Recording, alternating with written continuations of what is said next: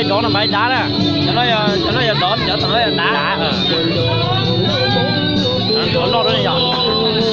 Cho nó đó đi lui kìa. Đi lui buồn bé chứ. Thôi gì thế? Có nhớ gì đó.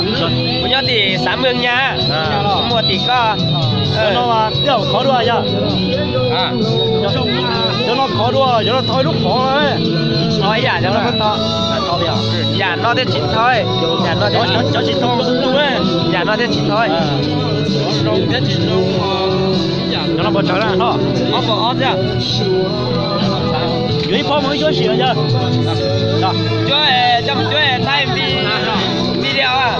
Cho YouTube tao nhiều. Giờ cái giờ đó là. Đây có. Chắc không nào. Thôi cho nó sẽ bây giờ cho nó chưa? Giả nó ốp quần đeo, giả kỳ trang lo gì hả? Lúc đó thì là cắt bỏ rồi. Cho nó nhuộn lo mình gì rồi. Cắn nó rõ đấy. Nó không có máu cho nó nè. Mà đến để đón từ sáng đi.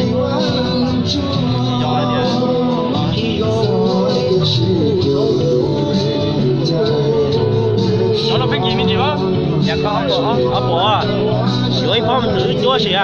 Cho nó buồn cốc rồi cho có thể cho nó. Vô ốp có gì? Có ốp có